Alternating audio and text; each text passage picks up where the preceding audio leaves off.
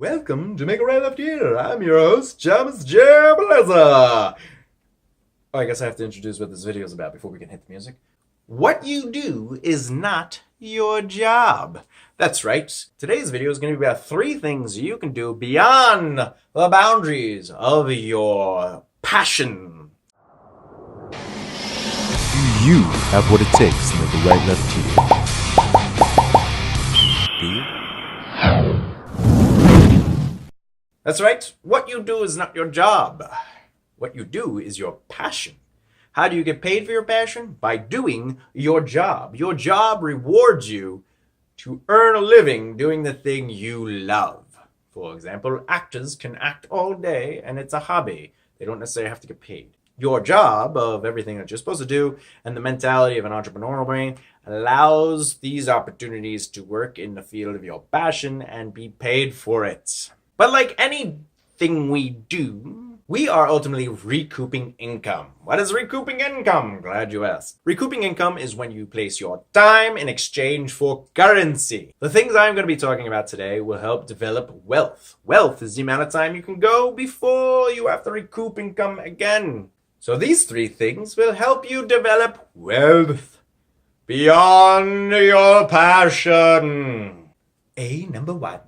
In the beginning of your career, which is pretty much anywhere between 1 to 5 years. 3 years, things should be happening. If you're not succeeding by the end of your 3rd year, you should really reevaluate your system. And during this time, your 1 to 5 years, your job is to say yes to everything. By saying yes to life and getting jobs and working within your field of interest, preferably, you will actually be building and cultivating relationships, which is important. You will also be building your brand value. Brand value growth is the idea that you create a brand that builds awareness, that helps create interest, that ultimately generates sales. Now, the stipulations. Of course, I wouldn't just say yes to everything. Obviously, if you're an actor, I would strongly advise against doing certain things that say have nothing to do with acting. For example, waitressing. I know, it's your survival job.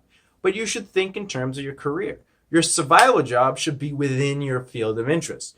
Work at a production company, work at a casting company, work at a studio. Whatever it is, work in whatever field of your interest. Because even if you're not acting, but you're working within the field, you are still developing relationships. The second stipulation is obviously if you don't like it, don't say yes. You have to be comfortable with what you're saying yes to because you're putting your time into it. You are trading your time for currency. So be comfortable doing what you're doing. And more importantly, which is probably something I would stick to mostly, is does it fit your brand?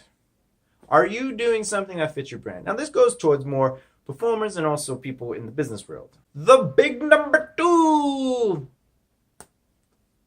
You have to treat your life like a business. I know, but I'm an actor, I'm a writer, I'm a comedian, I don't own a building, I'm not a business. But you are a company. You are working to earn money. You are providing a service. If you are an actor or a graphic artist, and the graphic artist says, hey, listen, you can hire me and I'll make a picture or something of your logo. Well, an actor is basically doing the same thing. They're saying, hey, hire me, I have the service to perform, I can bring to life your character with my years of thespian training. This brings us all the way to number 3. 3. What comes after 2? 3. That's right, 3. What is 3? How do I build my career beyond my passion? You have to invest your money.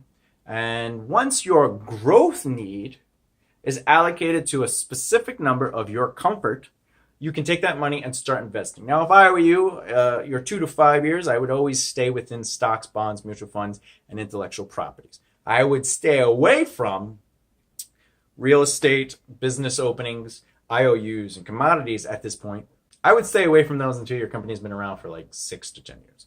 Just focus on your stocks, bonds, and mutual funds, and intellectual properties. Let those develop money that you can then 60-40 split back into your security, growth, and dream, and ultimately develop additional investments. If you don't think that's really important, where you're saying, Thomas, I did not become an actor to invest. I became an actor to get a $20 million paycheck, just like Mr. Pitt of the Brad, and I don't understand why I would waste my time with investments. It's not my stick. I don't do it. Well, the thing is, Brad Pitt does it. And so does every successful person that has longevity, specifically longevity, does that. Look at your idols and see how they maintain their growth of wealth. My point is, learn to invest. In fact, before you even have the money to invest, you should start researching a little bit. Say once a month, start reading a book or researching it online, how investments work, specifically stocks, bonds, and mutual funds. And if you're a creator or an entertainer or someone that develops content, look into intellectual properties. Because if you own your stuff, you can license your stuff and therefore make money off of it.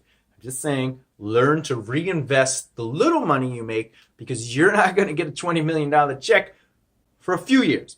So if you have any questions on this subject matter in this video, or you have questions in general, feel free to pop those babies down in the comments. And remember, also, if you'd like to take a gander, I'm still using it, hit subscribe. Subscribe will get you notifications.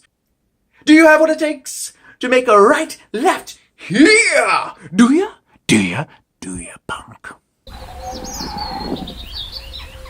Oh dear.